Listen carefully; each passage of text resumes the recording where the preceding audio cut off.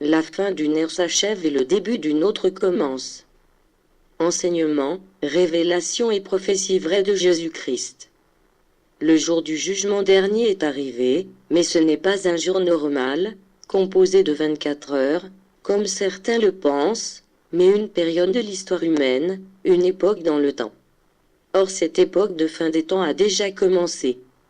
La fin du monde tel que l'ont imaginé les hommes n'est pas celle qu'ils croient.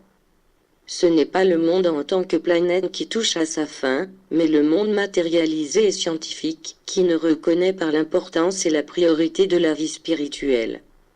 La Terre comme demeure humaine n'est pas un mauvais lieu en soi. Si elle était responsable de la conduite néfaste des hommes, ceux-ci auraient été envoyés dans un autre monde.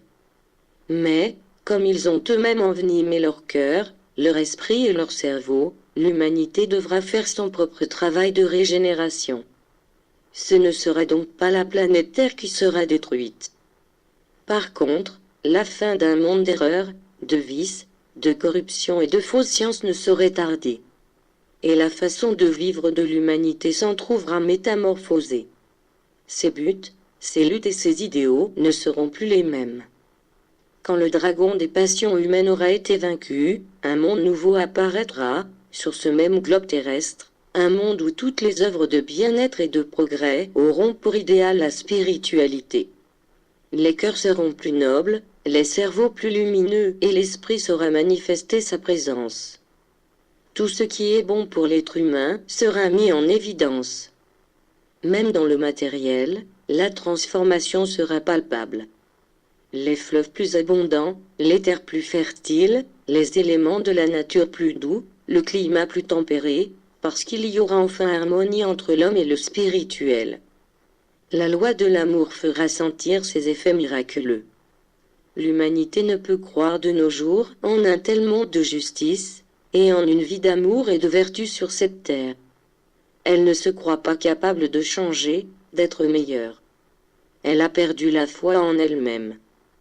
Pourtant, de nouvelles générations viendront peupler cette planète et recueilleront l'expérience et l'évolution, aussi bien spirituelle que matérielle de leurs ancêtres. De tout le passé ne seront sélectionnés que les bons fruits. Sur les ruines d'un monde créé et détruit par une humanité matérialiste, se lèvera un nouveau monde basé sur l'expérience, avec pour but un idéal d'élévation spirituelle. Grande sera la transformation que l'humanité souffrira dans un futur proche. Institutions, principes, croyances, doctrines, coutumes, lois et tous les ordres de la vie humaine seront ébranlés depuis leur fondation.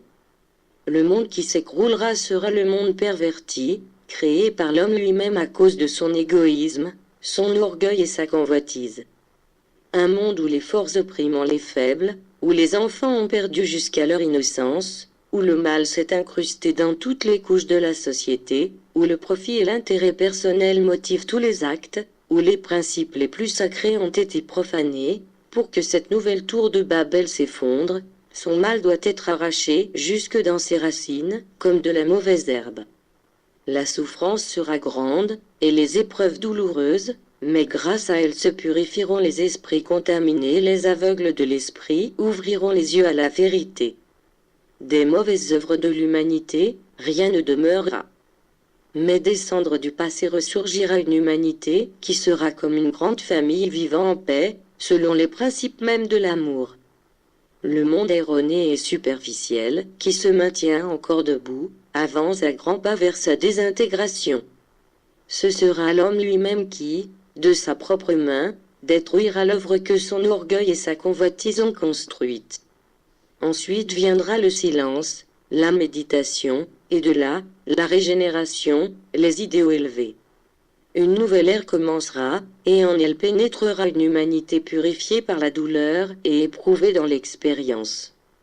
Un monde nouveau élèvera l'homme, un monde guidé par l'esprit et illuminé par la conscience.